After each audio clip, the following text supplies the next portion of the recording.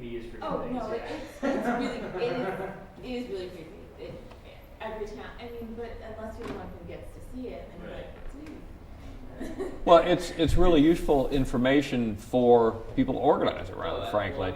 And I mean, the key on the Big Brother creepy thing is to actually be public about what you do with the information, whether you share it, and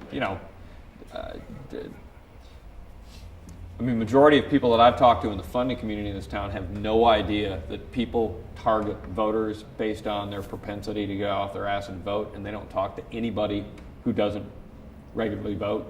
They're clueless because they don't understand that there's this whole information system that campaigns use to basically systemically exclude minorities, young people, and the poor. Right. Like just systemically, because they don't vote very much, so we're not going to waste our time on them. And there are ways that you can overcome that, but one of the ways is to give that same level of information and access to data to groups that specifically address those constituencies and are from those constituencies. So it's creepy, but only potentially.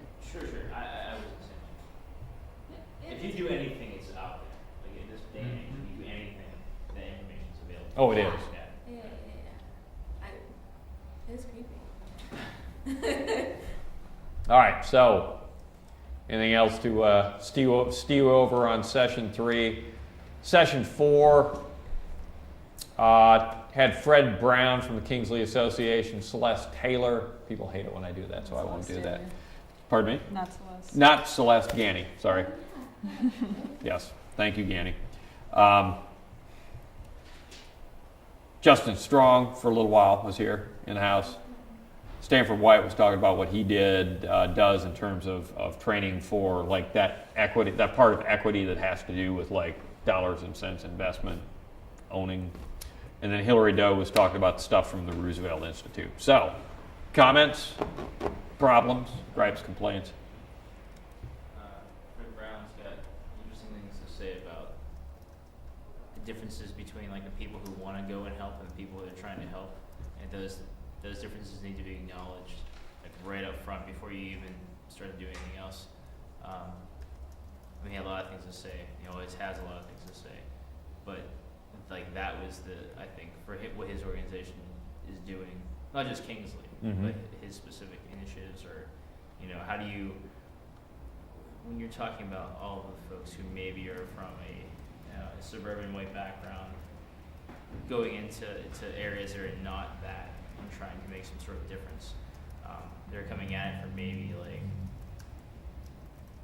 some angles that, even though are altruistic, are necessarily self-defeating when you actually try to apply those in the real world. That was I think the most interesting thing he said. He's kind of a voice of reason when you're talking about things like gentrification, or how do you actually go about like trying to fix something. Like what actually are you trying to fix? I think I wish he was at more of these sessions, just around and just saying stuff. Well, and that's one of the things I want. I mean, as we continue the work, as we schedule out, like laying out some of these things, I'll be glad to bug some of the folks that have come here and see if I can collar them to get them back here. The one thing particularly I think would be the best opportunity to do that is if we set a session for that set a date for that facilitated innovation session, I would want to make sure that I collared as many of the folks that came to present to us as possible so that they could be there specifically in terms of how you're setting priorities and what recommendations can come out of this. Okay? So I want to do that, but if we also have, Fred Brown needs to be in the house more often. Just whenever possible. We can do that. Whenever possible. Whenever possible. Much love to Fred.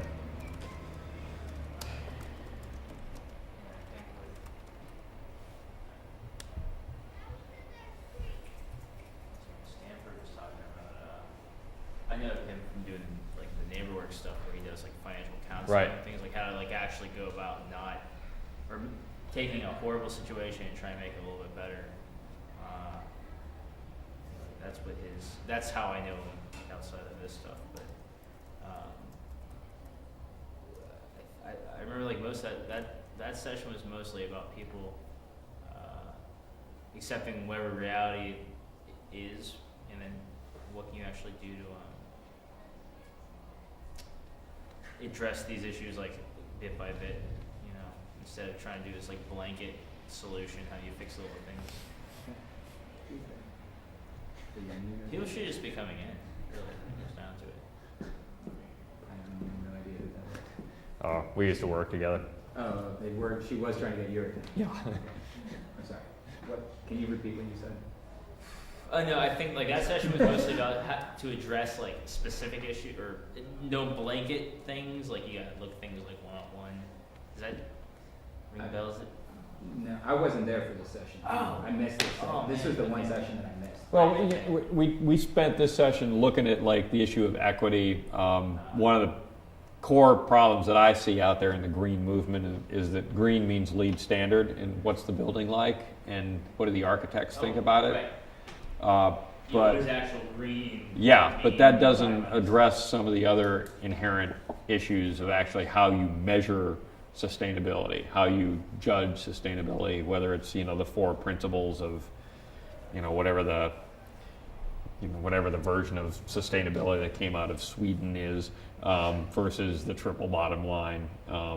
You know, all of those have, you know, one of the legs of that holds the philosophy up is equity, and it's often not addressed. So that what I want to do on that particularly was to not just have what is too often sort of the knee-jerk assumption about equity is that it means that everybody needs to be treated the same all the time. Well, no, that's equality. It's like a little different. Equity contains that element, but the major use we have of equity, if you were to put a gun to Rachel's head and say use equity in a sentence, it's like I need more equity on my home loan mortgage or something like that. It has to do with ownership and value and propriety, right?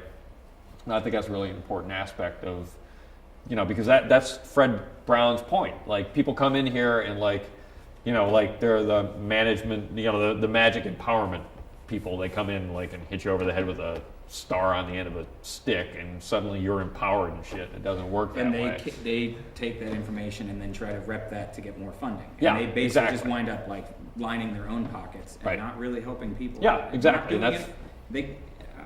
Yeah, and I mean that's Fred's point. How do you Right. overcome that circle? How do you like break that and make sure that you really deal with issues of ownership within a community?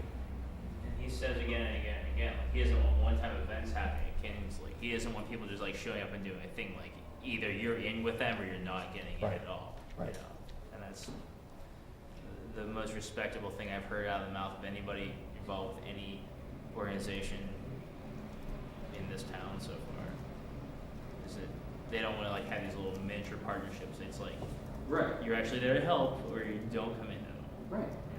You know? There, I mean, it seems like a slight difference, but it's so significant Oh, to, yeah. to Right. like come like to say, oh, I'm going to come and help you or something, but actually doing something together. Like there's a difference between, you know, I'm doing this for you, or we're doing this together. You know, Right. like it is a big difference, and most of the time it seems like, you know, they're in for 1 weekend or 2 weeks or. It's the difference I often say between James Brown and Buck Owens. James Brown, if any of you have seen James and the Fabulous Flames, either on tape or live, you'll know that what James Brown does for freaking ever is lead the stage. He's got a guy who actually comes out specifically to drape a cape over his shoulders so that James can start going off stage and then get inspired and throw the cape off and perform more, right? So you definitely know when James Brown is the fuck off the stage, right? No question, because he drags it out for like 45 minutes. Buck Owens, on the other hand, if you were to go to Buck Owens' Crystal Palace in Bakersfield, California, when he was still alive, performing with only half a tongue as a result of mouth cancer, but still performing nonetheless like a trooper and a true pro. Buck, on the other hand, would leave the stage and you would never know it, because what he did was he handed it off to the Buckaroos, and they started like kicking ass on a jam, and Buck would like make like he was taking a drink of water and like just kind of slide off the stage, and before like and after the Buckaroos had done their second number, they go, "Ladies and gentlemen, Buck Owens," and he was gone. Yeah. That's the difference between what you're griping about, which is the model of like, oh my God, we're so well endowed, and we've got all this money, and we're going to do great things in these communities. Look at us giving this money away, and give us more money so that we can.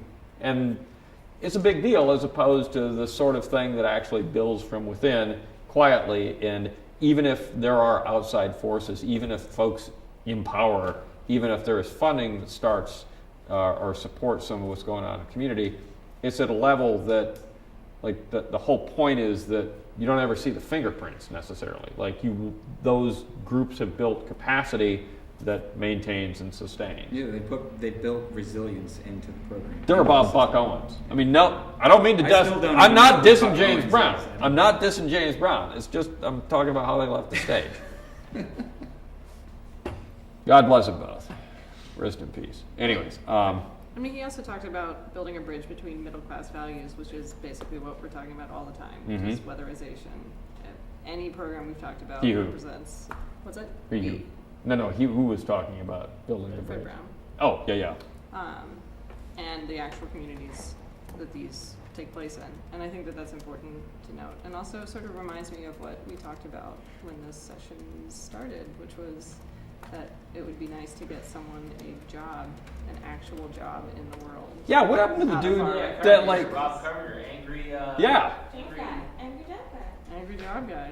And angry guy, where did angry job guy go? I think he just He got probably had a job. Any sort of like forward movement in his. He's not a little angrier. He was down. He showed up at the city councilman to hear. Oh, he did? Oh, cool. Yeah, he slid, I seen him slide in right in the seat in front of him. Mm-hmm.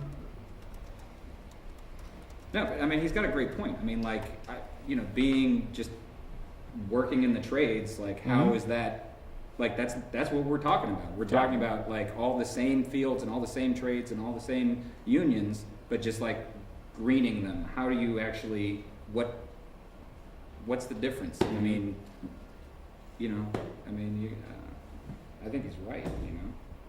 Well, and one of the things doing work over in the central north side that I was struck with was, it's entirely possible that people who have nice houses that are worth a decent amount of money could want to get them weatherized, right? And would be willing to pay somebody who has those skills to come in and build their house. But there already are energy efficiency dudes. There's already companies that do insulation But many of those folks would just as well support somebody who has a small business that's minority or women owned that is, just trying to start a real green job on their own.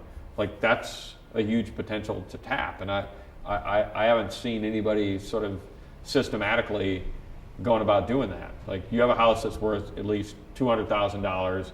If you need weatherization, you could go get a home loan mortgage, and then we could figure out a way to connect you with people who are creating green jobs, actual community-based green jobs. And that's something that doesn't necessarily have to be tied to the whole city bureaucracy either. If that's problematic, it can support it. It can be much more community-based. But again, I don't see that necessarily happening. I don't see anybody stepping to the lead on that. Well, I mean, small businesses are having a hell of a time even staying open. I mean, let alone starting new ones. Like, we can't. The only people who are getting any kind of loans or anything right now are these multi-million-dollar projects. We can't even access them. I mean, Obama's trying to do some kind of like small business, development sort of plan in terms of that's part of like the job creation strategy for this next year, but that's like on a federal. Is there a way that you could make a recommendation to the city of Pittsburgh that you need to have a program that actually like helps people who own houses who want to employ small business, minority women-owned business, so that they can create new jobs, like to make loan programs more readily available? Like, that could possibly be a solution. I don't know.